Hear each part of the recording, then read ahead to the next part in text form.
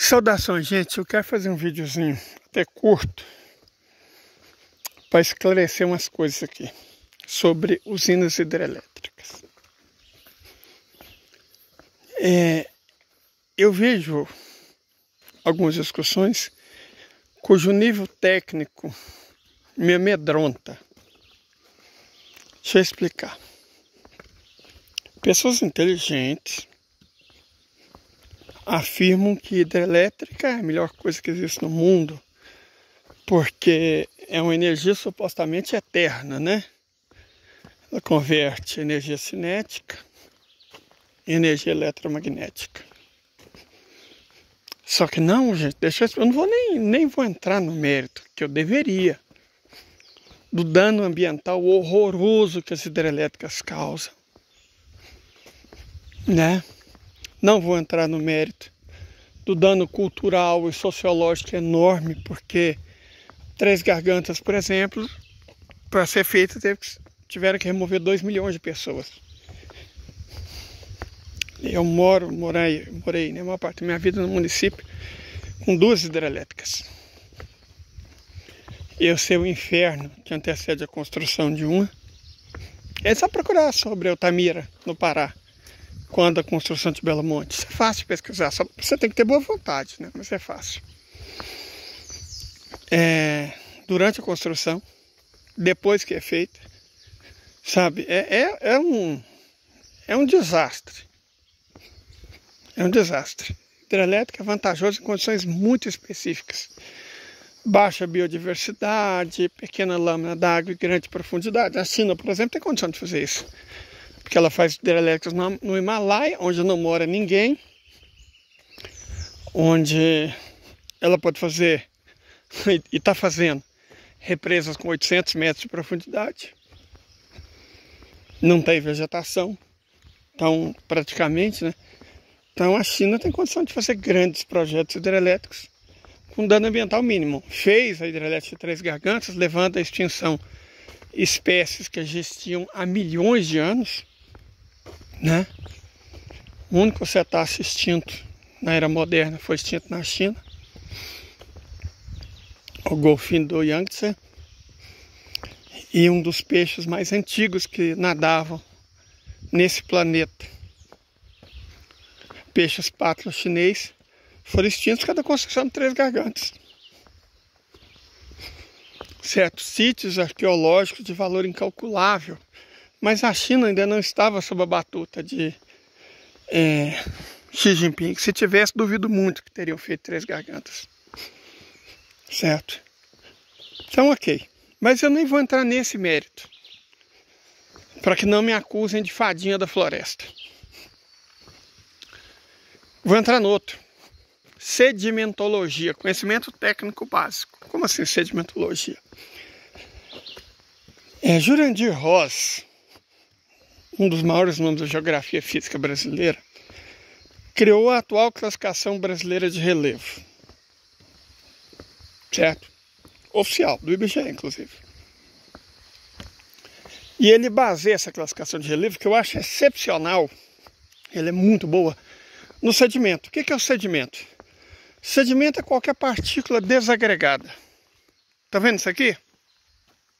Isso aqui, ó. É sedimento. Isso aqui é sedimento orgânico. Uma árvore que cai, um corpo que vai para o rio, tudo é sedimento. Certo? Isso aqui é sedimento. O transporte de sedimento se chama erosão.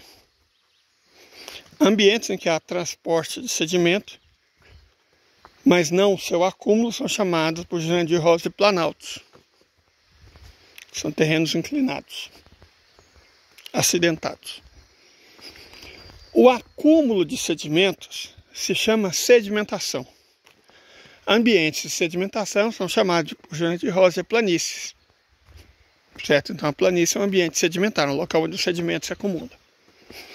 Grave essa ideia. O sedimento se acumula. Faz sentido? Ele não é levado para outro universo. Não, ele se acumula em algum lugar.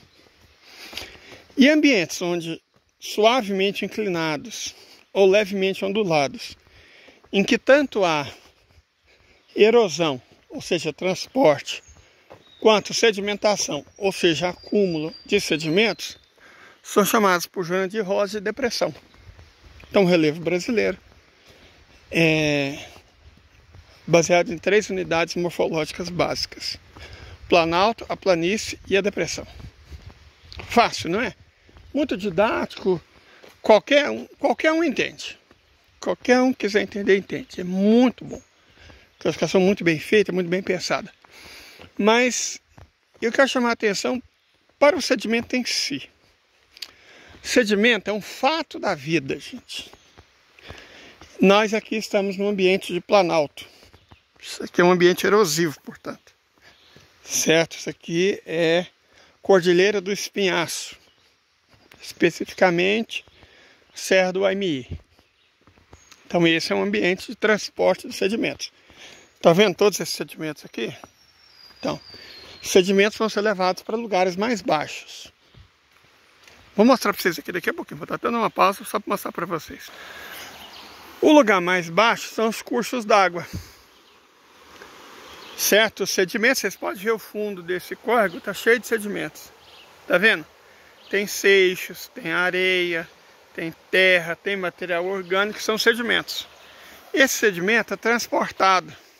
Isso aqui, no caso, são as cabeceiras do São Francisco. Isso aqui é o Ribeirão das Velhas, que vira Rio das Velhas, que vai bater no São Francisco, e o Rio São Francisco vai bater no meio do mar, laiá, laiá, laiá, laiá.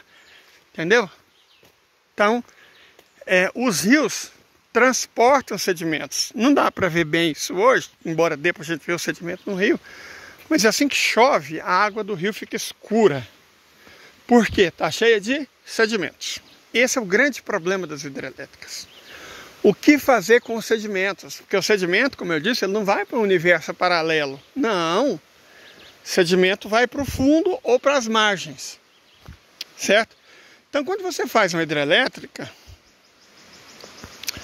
ao longo dos anos, os sedimentos vão se acumulando no fundo e nas margens. Ou seja, com o tempo, o que é uma caixa d'água vai se transformar numa caixa de areia. Entendeu? Caixa d'água, para armazenar água, vai se transformar numa caixa de areia, de sedimento. Por quê? Porque o sedimento tem que ir para algum lugar. E quando a hidrelétrica barra a água, ela não barra somente a água. Ela barra a água e o sedimento, que vai se acumulando no fundo de toda a lâmina d'água, né, de todo o curso d'água, toda a represa, e nas margens. Vai chegar um momento em que a caixa vai ter mais sedimento do que água. E aí a hidrelétrica simplesmente não vai poder mais funcionar. E isso não é uma teoria. Isso é ciência da mais básica. Da mais básica. Ah, mas isso nunca aconteceu. Já está acontecendo nas Filipinas. Por que as Filipinas? Porque como elas foram colônias americanas, foram, na prática, o primeiro país tropical a ter hidrelétricas. As hidrelétricas não são uma invenção antiga da humanidade, não. São uma invenção muito recente. Elas são tratadas como se durassem milhares de anos, mas não tem nenhuma com mais de 100. Mas você tem umas com cerca de 80. Nas Filipinas, por exemplo. Você tem aquela dos Estados Unidos, né? Foi feita na época da Grande Depressão. Aquela ela foi feita para se livrar de sedimentos. Ela vai continuar funcionando por mais de 100 anos. Só que as das Filipinas não. Elas foram feitas em ambientes tropicais. Já estão sendo entulhadas de sedimento. E aí, bom, quando a caixa d'água se transforma numa caixa de areia e lama, ela evidentemente não vai gerar mais energia. E aí você perdeu o rio, perdeu a biodiversidade, perdeu as populações ribeirinhas. E o que você vai fazer com o sedimento? Você pode dragar. Filho, camarada, dragar como? Você tem noção do peso? Dezenas ou centenas de milhões de toneladas de sedimento? E mais importante, você vai dragar para onde? Onde você vai colocar 200 milhões de toneladas de sedimento? Explica aí para mim. Bebê. Entendeu? Então o grande problema da hidrelétrica é que ela é finita. Ela não é eterna igual muita gente pensa. Sem falar que, de modo geral, ela é feita de concreto. E a durabilidade do concreto é muito baixa. Certo? Vocês duvidam? Bom, tem estradas romanas de 2.300 anos. Pega 1% de 2.300. 23 anos. Agora imagina uma estrada de concreto, o Brasil não tem, né? Mas a Argentina tem muito, a Bolívia tem muito, os outros países têm. Uma estrada de concreto com 23 anos sem manutenção. Na verdade, você não precisa imaginar muito. Basta ir nos Estados Unidos. Os prejuízos são de centenas de bilhões de dólares todos os anos por falta de manutenção. O concreto não é assim tão durável igual todo mundo pensa. Ele é muito menos durável do que a pedra, do que a rocha. Certo? Então, mesmo se não fosse a questão do sedimento, e é a questão do sedimento, temos a questão do concreto. O concreto não vai durar 1000 anos, não vai durar 500 anos, não vai durar 200 anos. O que vai ser feito com o concreto quando ele estragar? O que vai ser feito com a água e a lama que tem acima dele? Eu garanto para vocês que não vai ser coisa boa não, gente. Garanto para vocês que não é coisa boa. Então, hidrelétrica não é esse mamão com açúcar que muita gente parece achar que é, não. Certo? Ao pensar na hidrelétrica, se você acha que o Estado deve prevalecer sobre o indivíduo, a suposta maioria deve prevalecer sobre a minoria, né? A base do pensamento facho é essa. Então o Estado tem o direito de mandar todas as populações ribeirinhas para o saco, para que as indústrias e as grandes corporações tenham energia elétrica barata. No caso do Brasil, os monopólios privados tenham, né? Ok. Você acha isso? Ok. Você acha que, sei lá, as aves, a biodiversidade, eles não têm valor, não têm importância. Não vou nem entrar no mérito do valor econômico. Que plantas, que fungos, que bactérias, que proteínas, que nunca chegaram a ser conhecidas porque foram extintas por hidrelétricas, poderiam ter para a humanidade. Não vou entrar nesse mérito não. Você sabe que uma vez que uma coisa é extinta, ela não volta mais, né? Extinguiu, está extinto. E no caso das hidrelétricas, milhares de espécies de seres vivos são extintos antes sequer de serem conhecidos. Certo? Então, prejuízo é incalculável. Mas eu estou falando de prejuízo econômico, que é a única coisa que essa gente presta atenção. Mas você tem um prejuízo intangível que é muito maior. Certo? Mas ainda que você releve essas duas coisas, ok, o Estado mandar todo mundo embora para que os monopólios privados tenham mais energia, ok, destruir tudo, porque uma lâmina d'água para gerar energia é mais importante que a biodiversidade, ok. Você ainda resta dois problemas enormes, gigantescos, que defensor nenhum de hidrelétrica consegue resolver. Que é o que fazer com os sedimentos que vão se acumular ao longo dos anos e o que vai ser feito com o concreto, que é a base da estrutura de uma hidrelétrica. O que vai acontecer quando essas duas coisas colapsarem? Quem vai pagar? Quem vai perder vida? Quem vai perder tudo para pagar o ganho de monopólios privados? Então, gente, hidrelétrica é muito fofa, é muito bonito, mas em condições muito específicas. Ela é muito fofa, ela é muito bonita no Himalaia, no Ártico, certo? Em algumas regiões, sim. No Brasil, por exemplo, não, de forma alguma. Muito pelo contrário. É um problema que, sob o pseudonome de solução, nós estamos deixando para o futuro.